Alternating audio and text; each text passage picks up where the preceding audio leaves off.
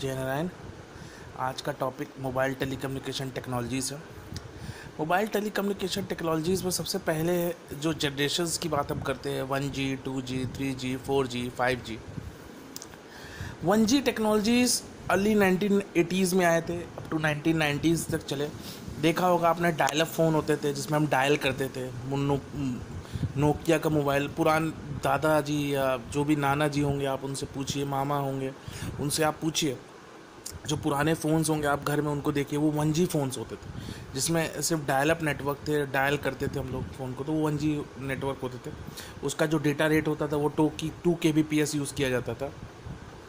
उसमें जो technology use करते थे वो एनालॉग टेक्नोलॉजी हम लोग यूज़ करते थे।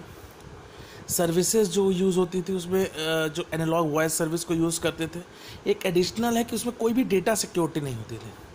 आप पुराने के फ़ोन्स पे देखिए, कोई पासवर्ड नहीं होता था, सिंपल कोई भी आए आराम से उसको एंटर करके डायल करके काम कर सकता था। नेक्स्ट आता है मल्टीप्लेक्सिंग। मल्टीप्लेक्सिंग में 3 टॉपिक समझ लीजिए, FDMA, CDMA और TDMA। ये 3 टॉपिक्स इसमें रिलेटेड भी हैं, इसको आपको समझना भी चाहिए। FDMA मतलब frequency division multiple access, CDMA मतलब code division multiple access, TDMA मतलब टाइम डिवीज़न मल्टीपल एक्सेस। ये आपके कोर्स में नहीं है लेकिन टॉपिक में दिए हुए हैं वर्ड्स, तो इसको आपको समझना बहुत ज़रूरी है। FDMA मतलब फ्रीक्वेंसी डिवीज़न मल्टीपल एक्सेस, इसमें फ्रीक्वेंसी के बेसिस पे डेटा को ट्रांसमिट किया जाता था। हर यूज़र को, सोर्स को डेस्टिनेशन तक मैसेज पहुंचाने के लिए फ्रीक्वेंसी को हम लोग डिवाइड कर देते थे कि भाई तुम इतनी फ्रीक्वेंसी बैंडविड्थ पे काम कर लो, तुम इतनी बैंडविड्थ पे काम कर लो। हर यूज़र्स को हर सेक्टर में इतना पार्ट होता था और फिर वो डेटा अपना एक जगह से दूसरी जगह भेजता था। ये FDMA होता मोटा मोटा। CDMA मतलब code division multiple access. Code sender को रिसीवर तक अपना मैसेज भेजने के लिए, मैसेज जैसे ही जाता था तो पहले वो इनकोड होता था, फिर जब रिसीवर तक पहुँचे तो वो डीकोड हुए, फिर वो मैसेज उसको पहुँचे। तो ये जो सिस्टम होता था वो कोड डिवीज़न मल्टीपल एक्सेस होता था। TDMA मतलब टाइम डिवीज़न मल्टीपल एक्सेस। हर यूज़र को स्लॉट वाइज हम टाइम देते थे कि भाई तुम्हारा ये 15 सेकंड में है, ये तुम्हारा 10 सेकंड का, तो हर का टाइम एक डिवाइड होता था, उसमें वो मैसेज प्रोवाइड करते थे, डेस्टिनेशन तक पहुंचाते थे। ये TDMA होता है, ठीक। तो मल्टीप्लेक्सिंग जिसमें हम डेटा भेजते थे, इसका काम होता है मल्टीप्लेक्स। स्टैंडर्ड्स आप देख लिए, MTMS हमने अभी आपको बताया कि डायल अप फ़ोन यूज़ होते थे। सर्किट स्विचिंग का काम होता था, कोर नेटवर्क में PSTN होता था। वैसे ही सेकेंड जनरेशन आया तो 1990 से स्टार्ट हुआ, 2000 तक गया। इसमें 64 kbps होते थे। डिजिटल सेलुलर टेक्नोलॉजीज़ में यूज़ होना शुरू हुई। डिजिटल हम वॉइस मैसेज भेजना शुरू किए, SMS यूज़ किया, MMS यूज़ किए। और इसमें जो मल्टीप्लेक्सिंग यूज़ होती थी वो TDMA और CDMA यूज़ होने लगा। फिर इसमें जो स्टैंडर्ड यूज़ होते थे वो GSM होता था, सिम होता था, GPRS होता था। ये इसमें स्टैंडर्ड्स यूज़ होने लगे। इसकी जो स्विचिंग टेक्निक्स यूज़ होती है वो सर्किट स्विचिंग भी होती है, पैकेट स्विचिंग भी होती है। और इसमें भी जो कोर नेटवर्क होता था वो PSTN होता था। PSTN मतलब पब्लिक स्विच टेलीफोन नेटवर्क।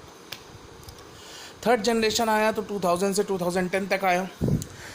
इसकी स्पीड 2 Mbps तक पहुंच गई, ये बैंडविड्थ में आ गया। ये CDMA की टेक्नोलॉजी यूज़ करने लगा। इसकी सिक्योरिटी और भी ज़्यादा हाई हो गई। ऑडियो वीडियो कॉन्फ्रेंसिंग तक इसमें यूज़ होने लगी। CDMA लग गया। SDF से जो स्टैंडर्ड यूज़ होने लगा, जो देखे होंगे आप प्लगइन आते थे, वो इसी थर्ड जनरेशन की देन है। इसमें पैकेट स्विचिंग का कॉन्सेप्ट यूज़ होने लगा। कोर नेटवर्क, इसमें पैकेट नेटवर्क आ गया। नेक्स्ट आता है फोर्थ जनरेशन। फोर्थ जनरेशन जो भी चल रही है, 2010 के बाद से शुरू हुई है, अभी तक चली रही।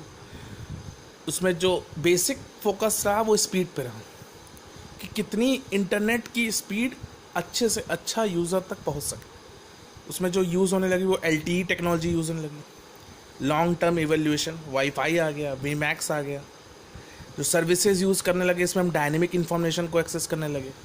हम कहीं से किसी भी समय कॉन्फ्रेंस से बात कर सकते हैं, एक साथ 10-10 लोग को हम एक साथ कनेक्ट कर सकते थे। सारी स्विचिंग इसमें ऑल पैकेट हो गई, सर्किट हट गया और कोर नेटवर्क यहाँ पे इंटरनेट आ गया। फिफ्थ जनरेशन अभी पूरी तरह से आया नहीं है, हो सकता है 2020 के बाद इसको लॉन्च किया जाए इंडिया में। तो जो इसकी स्पीड होगी वो मोर देन 20 Gbps तक जा सकती है, मोर देन 20। और इसमें जो टेक्नोलॉजी यूज़ होगी वो 4G plus world wide web की एक नई टेक्नोलॉजी आ रही है, उसको यूज़ कर सकते हो। अभी कंफर्मेशन नहीं आया, जैसे आएगा तो ज़रूर बताया जाएगा। एआई की कैपेबिलिटीज़ पे ये बेस्ड होगा, जो सर्विसेज ये यूज़ करेगा। मल्टीप्लेक्सिंग्स में CDMA यूज़ होगा। पैकेट स्विचिंग टेक्नोलॉजी होगी, इंटरनेट का इसका कोर नेटवर्क होगा। ये बेसिक कुछ मोबाइल कम्युनिकेशन की टेक्नोलॉजीज़ हैं जिसमें हम लोग जनरली यूज़ करते हैं। नेक्स्ट आता है मोबाइल प्रोसेसर। देखो मोबाइल प्रोसेसर, हर चीज़, जब भी हम कंप्यूटर भी खरीदने जाते हैं तो हम उसका एक प्रोसेसर सेलेक्ट करते हैं। बिना प्रोसेसर के हम काम नहीं कर सकते। हम मोबाइल खरीदते हैं तो हम उसका भी प्रोसेसर देखते हैं। कंप्यूटर खरीदते हैं तो उसका प्रोसेसर हम क्यों देखते हैं? क्योंकि उसका हम प्राइस देख के नहीं खरीद सकते, उसका प्रोसेसर देख के। जिसका जितना उसका प्रोसेसर बढ़िया उतना हमारा काम बढ़िया होगा। वैसे ही काम मोबाइल के साथ होता है, प्रोसेसर जितना बढ़िया काम उतना बढ़िया देगा वो। तो ये दो बेसिकली जो होते हैं, वो दो टाइप के प्रोसेसर जो होते हैं वो बेस्ड होते हैं दो टाइप पे। एक होता है स्पेक कोर और क्लॉक स्पीड। यही दो टर्मिनोलॉजीज होते हैं जो प्रोसेसर उसके बेस्ड करता है। इसके अंदर डुअल कोर आता है, क्वाड कोर आता है, ऑक्टा कोर आता है और हेक्सा कोर आता है। ये उसके कुछ स्पेसिफिकेशन। प्रोसेसर बेसिकली परफॉर्म करता है टू स्पेसिफिकेशन पे। हमने अभी आपको बताया कि नंबर ऑफ कोर्स पे और क्लॉक स्पीड पे। कोर एक एलिमेंट है प्रोसेसर का जो इम्प्लीमेंट करता है और एग्जीक्यूट करता है टास्क को। स्मार्टफोन बेसिकली मल्टीपल कोर्स के साथ आते हैं। ईच कोर डिफरेंट हैंडल्स को एग्जीक्यूट करता है। इसमें बेसिक जो प्रोसेसर है आप देख लीजिए, स्नैपड्रैगन आपको सुनाई दे रहा होगा। सैमसंग का देखिए स्नैपड्रैगन यूज़ होता है, मीडियाटेक यूज़ होता है जो यूज़ हो रहा है, कॉलकॉम स्नैपड्रैगन यूज़ होता है। कीरिन का इस कीरिन टेक्नोलॉजी का हवाई कीरिन एक कंपनी है जिसका एक मीडियाटेक उसका एक प्रॉपर प्रोसेसर है। ठीक, तो ऐसे कुछ कंपनीज हैं जो प्रोसेसर को बनाते हैं। कॉलकॉम एक कंपनी, उसका स्नैपड्रैगन प्रोसेसर है जो मोबाइल्स में, स्मार्टफोन्स पे हम लोग यूज़ करते हैं। पॉपुलर एंट्री मतलब ये पॉपुलर दो दिए गए हैं जो हर कंपनीज यूज़ करती हैं। Popular mid range processor use होते हैं। एक प्रॉपर हाई रेंज हो सकती है। ये एप्पल के जो मोबाइल्स आते हैं ये उसमें यूज़ किए जाते हैं प्रोसेसर्स को। ईमेल प्रोटोकॉल्स क्या होते हैं? जब भी हम ईमेल भेजते हैं यूज़र्स को, ट्रांसमिट करते हैं मैसेज को एक प्लेस से दूसरी जगह, तो उसके लिए भी एक प्रोटोकॉल होता है। फिगर में आप साफ साफ समझ सकते हैं, जब भी सेंडर ईमेल क्लाइंट होता है तो वो एसएमटीपी से जाता है। एसएमटीपी प्रोटोकॉल उस पर यूज़ होता है। एसएमटीपी का फुल फॉर्म है सिंपल मेल ट्रांसफ़र प्रोटोकॉल। और इंटरनेट के माध्यम से वो दूसरी एंड पे जाता है तो वहाँ पॉप लग जाता है रिसीवर एंड पे। पोस्ट ऑफिस प्रोटोकॉल आ जाता है वर्जन 3। पॉप 3 मतलब post office protocol version 3 protocol use होता है जो हम रिसेप्टेंट ईमेल क्लाइंट के साथ यूज़ करते हैं। एसएमटीपी अभी हमने आपको बताया ये बेसिक 2 टाइप्स का होता है। एक end to end method use करता है इसमें, store and forward method. End to end मतलब सिंपल सर्किट स्विचिंग वाली टेक्निक आती है। वन एंड से दूसरे एंड तक डिज़ाइन कर ली जाती है और फिर प्रोटोकॉल को डिसाइड किया जाता है। स्टोर एंड फॉरवर्ड, वो स्टोर करेगा उसके बाद वो फॉरवर्ड करेगा। तो ये स्टोर एंड फॉरवर्ड का ये विद इन ऑर्गेनाइजेशन ही होता है। तो ये एसएमटीपी का कुछ मेन पर्पस है। POP 3 basic post office protocol version 3 अभी हमने आपको बताया एक स्टैंडर्ड मेड प्रोटोकॉल है to receive the emails from the remote server. जो भी सेंडर भेजता है वो रिसीव करने के लिए हम पॉप 3 का यूज़ करते हैं। It is basically to download email messages on local computer when we are offline. और ये सारे अकाउंट्स वो नोट रखता है, कहाँ से मैसेज आया, डाउनलोड हुआ, रिमूव हुआ ईमेल सर्वर से। तो ये सारे काम पॉप का काम। On the other hand, if we use POP3, our messages are stored on local computer, which reduces the space of email account used on your web server. Web server पे जो load होता है वो POP3 कम कर देता है store करने के बाद मैसेजेस को। VoIP एक वॉइस ओवर इंटरनेट प्रोटोकॉल है, टेक्नोलॉजी है जिसको हम जब भी वॉइस कॉल करते हैं इंटरनेट पे या हम वीडियो कॉन्फ्रेंसिंग कर रहे हैं तो इसके लिए जो प्रोटोकॉल यूज़ होता है वो VoIP यूज़ होता है।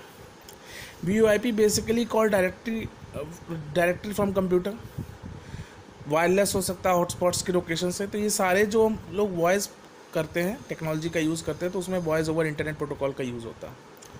ठीक, इसके कुछ एडवांसेस है कि लेस कॉस्ट होता है, एक्सेसिबिलिटी आसान है, फ्लेक्सिबिलिटी है, वॉइस क्वालिटी है, एक्स्ट्रा लेस एक्सपेंसिव फीचर्स है। VoIP बेसिकली 4th जनरेशन की ही देन है। इसके जो डिसएडवांटेज हैं वो रिलायबल है, पावर आउटेज है, लेटेंसी है। तो ये कुछ उसके डिसएडवांटेज है। वायरलेस टेक्नोलॉजी में दो पार्ट आता है, एक वाईफाई आता है, एक वाईमैक्स आता है। वाईफाई का फुल फॉर्म आप जानते हैं, वायरलेस फिडिलिटी होता है। एक वायरलेस नेटवर्किंग टेक्नोलॉजी जो रेडियो वेव्स की हेल्प से हाई स्पीड इंटरनेट यूजर्स तक पहुंचाती है। इसमें जो यूज़ होता है वो CSMA प्रोटोकॉल यूज़ होता है, अनलाइसेंस्ड है। आप सिम खरीदिए, डेटा यूज़ कर सकते हैं। स्पीड 54 Mbps तक जाता है। एक इसकी फिक्स्ड चैनल विथ है जो 20 मेगाहर्ट्ज़ तक जाती है। इसमें जो IEEE स्टैंडर्ड्स यूज़ होते हैं वो 802.11x के स्टैंडर्ड्स यूज़ होते हैं। कवरेज जो होती है वो 100 मीटर्स से लेके 30 मीटर्स इंडोर कवरेज भी होती है। विनीमैक्स का मतलब होता है world wide interoperability for microwave access. ये विनीमैक्स का फुल फॉर्म है, ठीक। इसमें जो कनेक्शन यूज़ होती है वो MAC protocol, multiple access protocol use होता है। ये लाइसेंस्ड भी होता है, अनलाइसेंस्ड भी होता है। इसकी जो स्पीड होती है वो 40 Mbps तक जाती है। ये बेसिकली ऑर्गेनाइजेशन के विद इन काम करता है। इसकी जो फ्लेक्सिबल चैनल विथ है वो 1.25 मेगाहर्ट्ज़ से 20 मेगाहर्ट्ज़ तक है। और ये non line site of connectivity radius of 25 kilometres के दायरे में ये काम करता है। अगर ऑर्गेनाइजेशन बड़ी है तब की बात है, छोटी मोटी ऑर्गेनाइजेशन में विनीमैक्स क्योंकि कॉस्ट इसकी बहुत ज़्यादा, जो इसकी रेंज है, इसका डिसएडवांटेज ये है कि इसका कॉस्ट बहुत ज़्यादा है इंक्लूडिंग टू, अगर हम कंपेयर करते हैं वाईफाई से, ठीक। तो ये एक वाईमैक्स का बहुत बड़ा डिसएडवांटेज है, क्योंकि उसको उसी समय फिक्स करना होता है जहाँ पे इसकी इतनी रेंज हो, कवर कर सके। और ये डिफरेंट ऑर्गेनाइजेशन पे, ये इसका नहीं कि रेंज सरकारी ऑफिसेज में जहाँ पे ऑफिसेज बने रहते हैं थोड़ी छोटी जगह जगह 20 किलोमीटर्स के ब्लॉक पे, अगर वो डेटा ट्रांसमिट कर रहा है तो वहाँ पे विनीमैक्स का यूज़ किया जाता है। तो होप करता हूँ इतना समझ में आया होगा। जो भी क्वेश्चंस होंगे उसको ज़रूर पूछिएगा। आज के लिए इतना ही, थैंक यू।